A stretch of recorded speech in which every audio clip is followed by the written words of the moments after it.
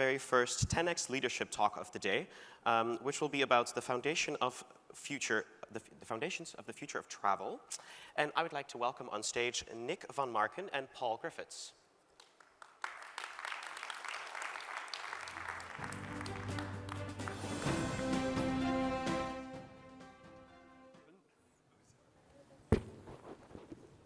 Well, good morning, ladies and gentlemen. Paul, welcome to Future Hospitality Summit. Everyone in this audience, to a lesser or greater extent, is involved in hospitality. You, interestingly, use hospitality as a phrase when we've talked about the airport quite extensively. And you know, as someone who's been through it, I understand why. But how have you managed to create an environment which actually is hospitable? Because I guess everyone in here goes through multiple airports, and it's not a place you want to linger generally, and it's generally pretty frustrating. Yet Dubai Airport seems to have done something fundamentally different. What is it? How have you managed this? Well, it's a very interesting question, Nick, and I think I have to go back into my own personal history a bit. At the end of the 80s, I was very fortunate to go and I was asked to go and join an organization that had one plane, and a rather strange individual with a beard and a jumper said to me, look, we'll have fun. You know, we might not make a lot of money, but we will have fun. And it was a lot of fun. And the great thing of working for Richard Branson at the time is that we were at the forefront of turning travel from a commodity into an enjoyable experience. And we were a tiny minnow in a very large stream, a large shoal of fish. And so attracting customers was tough, and we had to do that by being different. And that training was fantastic for me. And it really sort of came to fruition when, with Virgin Atlantic, I went to see, I can't name the company for legal reasons, but I went to see the head of an airport group in the UK, and in his very large office near Heathrow, he talked to me about what he felt customers were about. And he said, look, the role is, as the airlines supply us with customers, we flog them something and then put them on a plane. And I had a fundamental problem with that. I thought, that's not right. Airlines spend millions of dollars every year attracting customers. And I knew that. I mean, I didn't have millions of dollars to spend, but I knew that. And I took exception to that. And so when I got the opportunity to go into the airport business, and first at Gatwick and then in 2007 coming out to Dubai, I felt the fundamental difference was actually as the first point of call for anyone creating an impression on the traveler. The airport has a really, really important part to play. And the great thing, I'm just hearing Issam Kazem speak, is that in Dubai, we are very, very joined up on that. And there are a huge number of lessons that we've taken from people in this room, the hospitality industry. And we've tried to put that, because airports, I don't think, if you travel the world as so many of us do, what are the first things you hear when you go to an airport, you know? Right, want your laptops out, liquids out, anything sharp in here, empty your pockets, and my personal favorite, I told you to take your belt off. You know, that's not a great way to introduce an airport experience to the customer. So we've really worked with the community to try and get that sort of idea that every single person in the airport experience is there to work for the customer, to deliver something extraordinary, really. And we've really, really impressed that upon everyone. When you run an airport, you're a bit like a mayor of a city. You're responsible for everything, but you have the authority to do very little. And if anything goes wrong, I mean, most of you, I'm sure, have got my WhatsApp number, and you're not shy in actually letting me know what you think. And that's great, but the thing is that does require a different management style. You know, you have to actually go and inspire people to be different. And I think that's probably the biggest difference between running an organization where everyone's in the structure and running an organization that's vast and 100,000 people. So some of you may be aware but Paul is also a very accomplished and world-class musician. In fact, when we were talking most recently, he was in Bologna and he was giving a recital, and I asked him at the time whether running an airport, which at least to me appears extraordinarily complex, is like conducting an orchestra. And I just wondered what your thoughts on that are. I mean, how do you keep all of these individual pieces of this puzzle operating in symphony, basically? Well, actually, you're absolutely right, Nick. Being a musician and being part of an orchestra is very like running an airport in a way, because, you know, if you think about it, if you're playing the flute or the organ as I do, or the French horn or something, you are contributing towards something that only sounds good if everything's actually doing the right thing at the right time with the conductor, you know. And I really do feel that an airport only works effectively when everyone is doing the right thing at the right time. And let's face it, you know, we had to go back to basics and say, what's an airport really about? It is there to facilitate the transition between an air journey and a journey on the ground. And actually, a lot of people forget about that. The thing is, the airport has two component parts. Managing flow, in other words, there are parts of the airport you just want to get through as quickly as possible.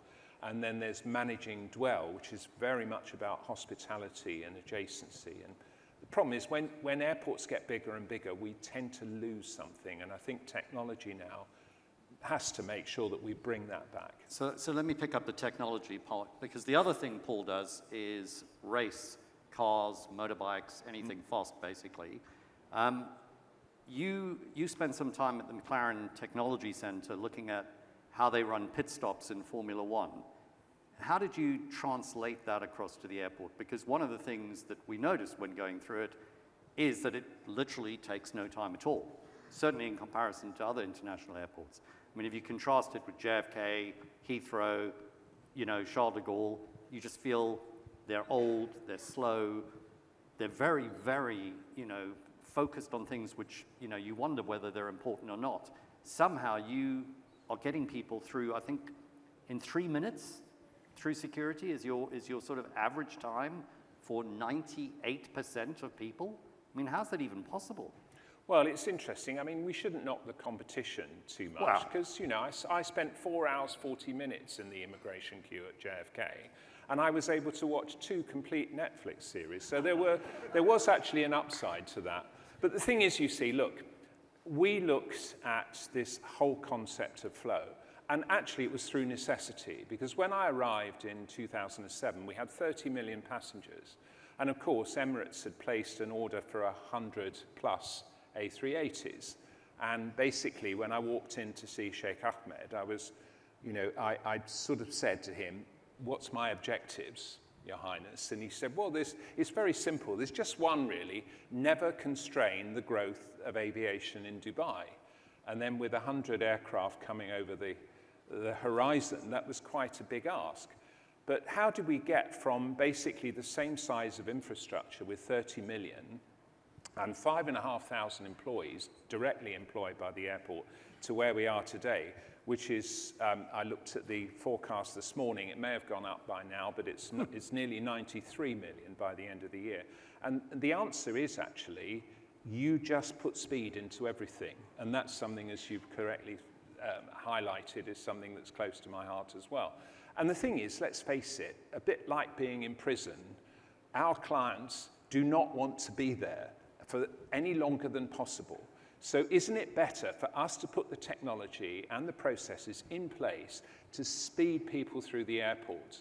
And those of you that do have my WhatsApp number, please send me a picture of your watch as you leave the aeroplane and a picture when you get in your car or taxi or home or wherever, and describe the journey. We really want to make a thing about this DXB dash, as we're calling it. So let me just pick this up, because it's very interesting, because obviously this requires immense amounts of data and some measure, some way of measuring it. How are you doing that? Because in order to speed something up, you need to know how long it takes to have a target to beat. And where does AI fit in? Is that going to make a big difference? Well, what we realized is in order to be able to achieve this huge increase in throughput, we really had to micromanage everything. And that's where our visit to McLaren came in, because I think in F1, they got a pit stop, which 15 years ago was something like 48 seconds, down to less than 3 seconds. Now, we're not trying to aim for that sort of experience. But nevertheless, that was by micromanaging every single tiny step of the process. So we established something called the Airport Operations Control Centre, the AOCC, where every single stakeholder is present. And I mean every single person: airlines, handling companies, police, ambulance, fire service, immigration, customs. They're all there.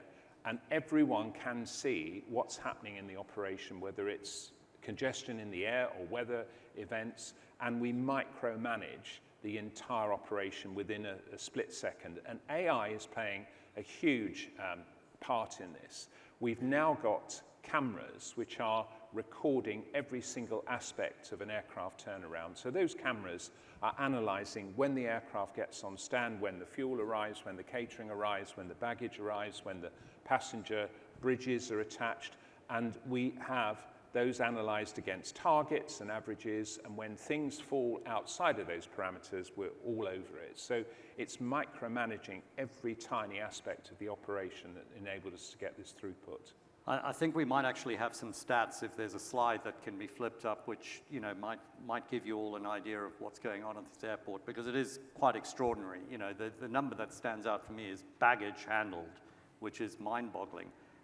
Let me ask you the question about, so His Highness the Ruler recently said that he sees Dubai as, and this was what he broadly said, the convergence point of humanity.